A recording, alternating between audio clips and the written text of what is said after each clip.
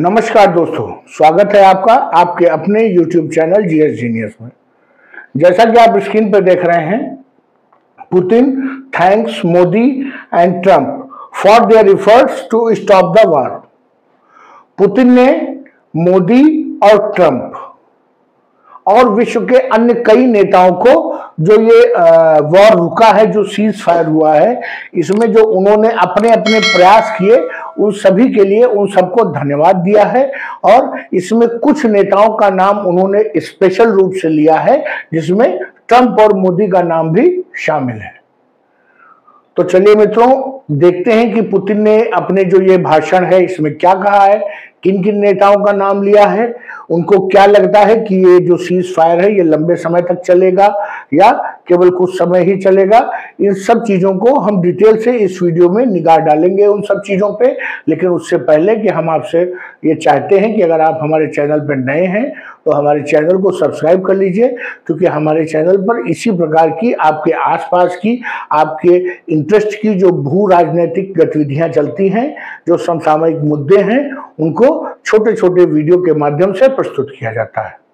तो चलिए मित्रों, देखते हैं।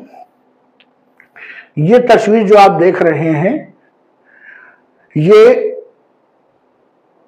ये पुतिन है और ये हमारे प्रधानमंत्री श्री मोदी जी हैं। वैसे तो भारत रूस के संबंध कहा जाता है, भारत स्वयं स्वीकार करता है कि Russia is all weather friend of India. कैसी भी समय हो, कैसी भी परिस्थिति हो, रूस भारत का सर्वकालिक मित्र है। ये जो मित्रता भारत और रूस के बीच शुरू हुई थी, उसकी शुरुआत तो जवाहरलाल नेहरू और इंदिरा जी के समय में हो गई थी और काफी घनिष्ठ रिश्ते थे। उस समय जो आज भारत की जो भू राजनीति में भारत की जो स्थिति है, उतनी अच्छी स्थिति उस समय नहीं थी और भारत को बहुत बड़ा खिलाड़ी भू राजनीति में नहीं माना जाता था।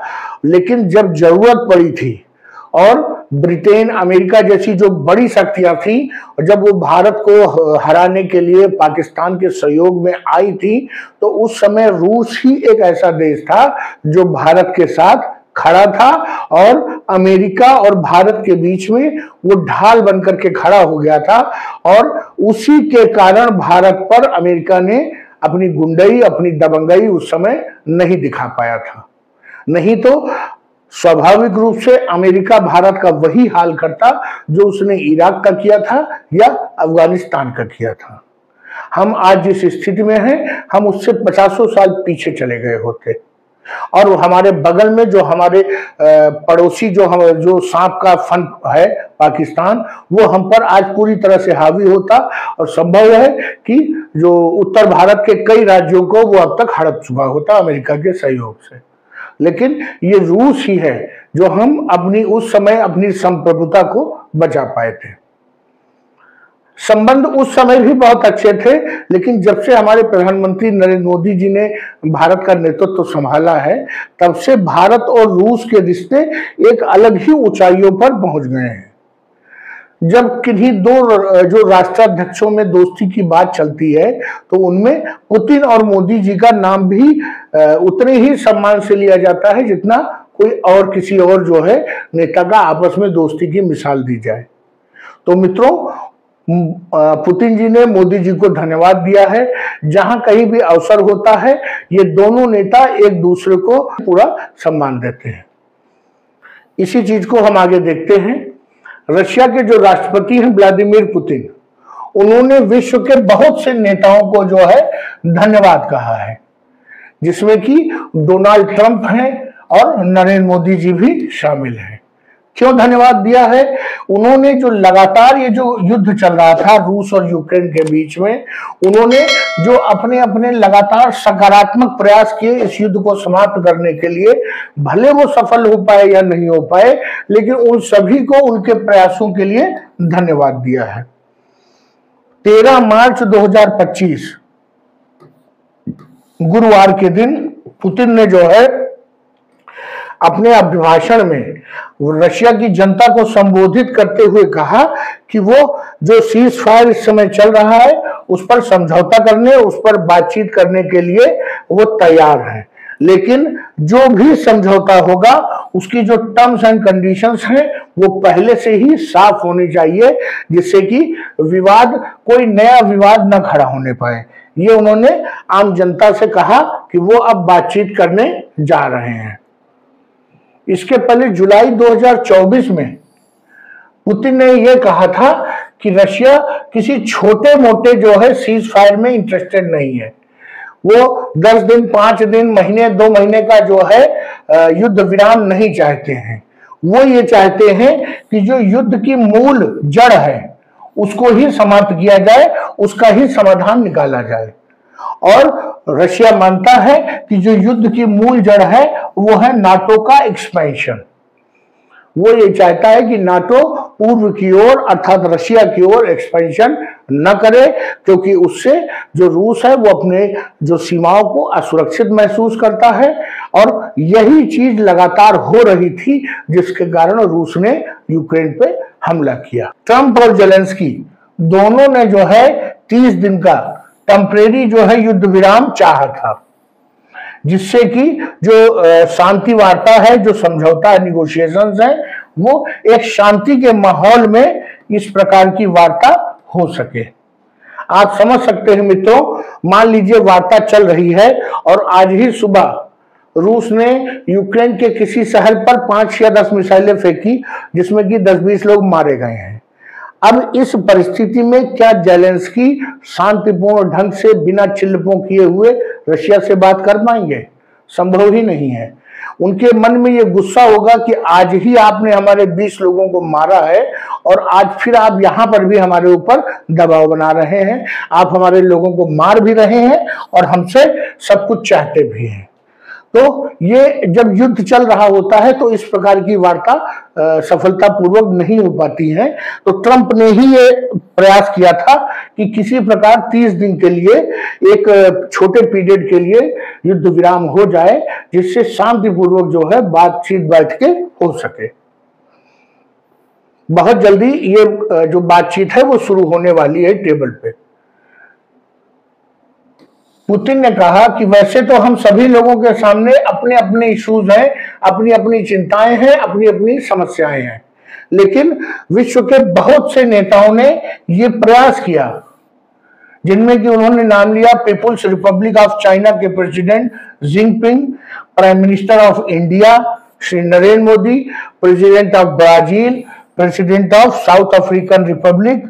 इन सभी लोगों ने, ये सभी ब्रिक्स के मेंबर हैं, इन सभी लोगों ने यह प्रयास किया कि जो है इस युद्ध में रोक लग जाए और जो उनके मित्र देश है रशिया, स्वाभाविक रूप से जो ब्रिक्स देश हैं वो सभी आपस में मित्र हैं, ऐसा मान के हम चल रहे हैं। वो बात अलग है कि भारत और चाइना पूरी तरीके से मित्र नहीं है और पूरी तरीके से शत्रु भी नहीं है। तो ये सभी देश चाहते थे कि जो उनका एक घनिष्ठ सहयोगी देश है, ब्रिक्स कंट्री है, वो किसी भी प्रकार से युद्ध में न उलझे। इसलिए ये देश लगातार प्रयास कर रहे थे कि किसी प्रकार शांति वार्ता शुरू हो जाए। तो इन सभी देशों के राष्ट्राध्यक्षों को उन्होंने धन्यवाद ज्ञापित किया है।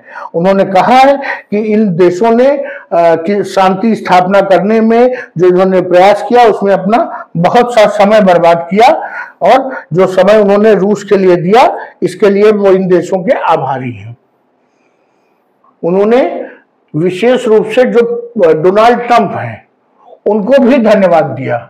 उन्होंने कहा कि जब से वो इलेक्ट हुए हैं 20 जनवरी के बाद से, जब से उन्होंने जो है यूएसए की राष्ट्रपति का पद संभाला है, तब से वो लगातार कॉन्फिडेंट हैं और पॉजिटिव हैं, वो सकारात्मक हैं और उनको विश्वास है कि वो जो है युद्ध को रोकने में और कोई ना कोई पॉजिटिव रिजल्ट लाने में जरूर सफल होंगे।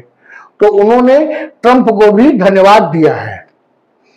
भारत ने हमेशा इस बात का प्रयास किया कि कोई भी युद्ध, कोई भी परिस्थिति हो, जो डिप्लोमेटिक पाथवे है, जो बातचीत का रास्ता है, वही सबसे सही रास्ता है और उसी के जरिए से बड़ी समस्याओं को निपटाया जा सकता है। युद्ध रोकने के लिए मोदी जी ने कई बार पुतिन से बात किया फोन पर और कई बार जेलेंस्की से बात किया। वो बात अलग है कि वो बहुत जल्दबाजी थी उस समय और दोनों नेता इतने जोश में थे कि वो किसी की सुनने को तैयार नहीं थे। न केवल प्रधानमंत्री मोदी ने टेलीफोनिक कन्वर्सेशन कई बार किया, बल्कि युद्धरत देश में जब कोई भी दुनिया का कोई भी नेता न रूस जाने को तैयार था, न यूक्रेन जाने को तैयार था। एक तो युद्ध चल रहा था, जो राष्ट्राध्यक्ष होते हैं उनका अपना सिक्योरिटी प्रोटोकॉल होता है और उसको ब्रीच करके जाना संभव नहीं है। इसके अतिरिक्त दुनिया के देश ये समझ रहे थे कि अगर हम रूस चले गए तो अमेरिका हमसे नाराज हो जाएगा और अगर हम यूक्रेन चले गए तो रूस हमसे नाराज हो जाएगा।